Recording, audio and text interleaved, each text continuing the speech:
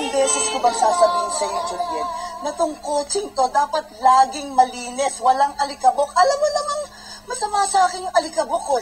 Tingnan mo yan, ilang araw ko na napapansin dyan. Ganito gagawin mo sa paglilinis. Kumuha ka ng timba, lagyan mo ng tubig, lagyan mo ng car shampoo, kumuha ka ng basahan, at yung panlilinis mo, siguraduhin mo na yung basahan na yun, binabanlawan mo bago mo hinahawak dyan. Diyos ko talaga naman.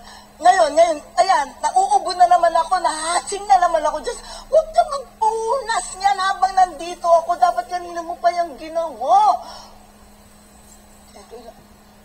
Alam mo, ilang buwan ko na yung sinasabi sa'yo, umalis ako, dumating ako, nandiyan pa rin yung mga kalat na yung bangang yan, hindi ko lang, siguro ang dami-dami ng mga lamok dyan, umulan, nagkaroon ng tubig dyan, silipin mo, tanggalin.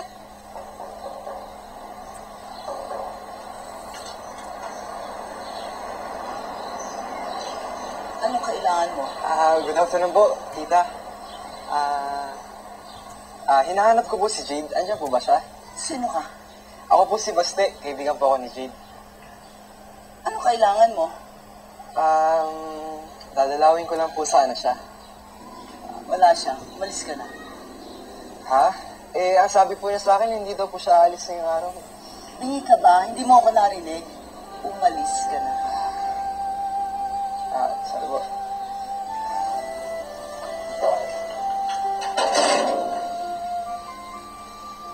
Julian, di ba sinabi ko ayusin na yung doorbell? Tingnan mo, kumakatok ang mga tao dito. Paano natin maririnig na may bisita tayo? Ilang beses ko na sinasabi sa'yo. Ang gusto nga ni Mrs. Aguilar yung cul-de-sac. Oo. At saka 2 units ang kukunin. Oo, yung 29 and 30. Yun na nga kaya nga pakiusapan mo na lang yung kliyente mo na kung pwede, i-give up niya na yung 30, 31 na lang kunin niya para magkasunod yung units ni Mrs. Aguilar. Total pareho rin naman front of the clubhouse. Pareho, oo, hindi naman naiiba. Sige na, para sayang to, 2 units. Kaya nga, pakiusapan mo na pareho din naman.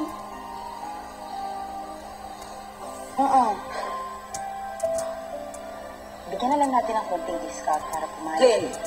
Sige na. Bye-bye. Po, hindi mo ba tinuturuan si Julian maglinis ng kotse? Tinuturuan mo maging tamad. Nakita mo ang ali-alikabok sa loob, sa labas. Alam mo namang allergic ako sa alikabok. Mamaya yan, na-hospital ako dahil dahika na naman ako.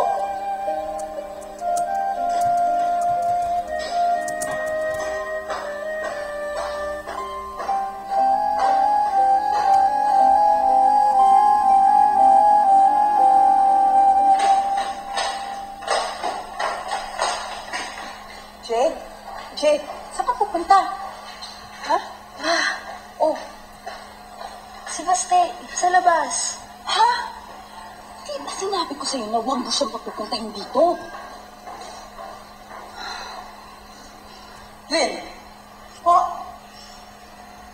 alam mo yung tungkol sa lalaking yon?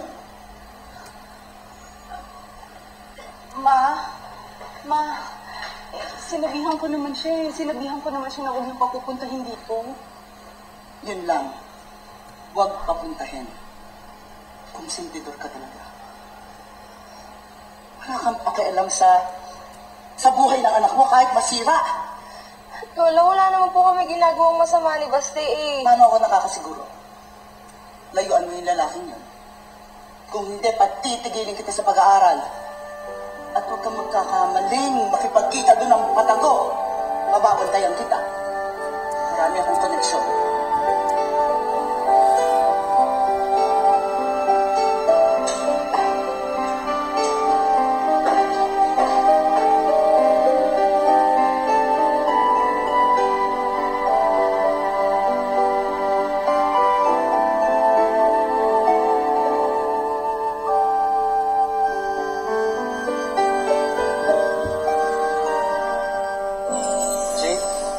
Sorry hindi ko alam na gano'ng kaikpit yung lola mo Pagalitan ka pa tuloy.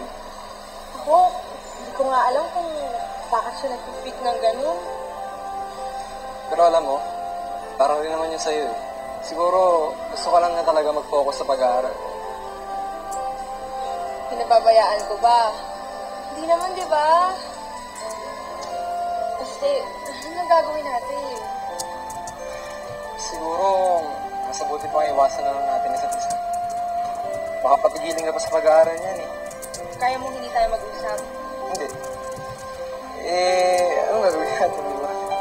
Ako din eh.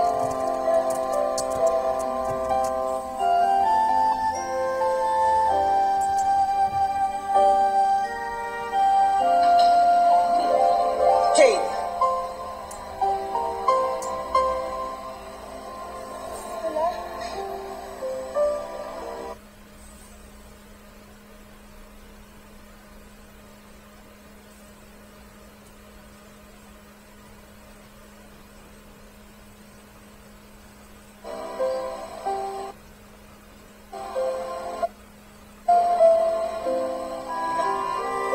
Uwi ka na. Bumaba ka.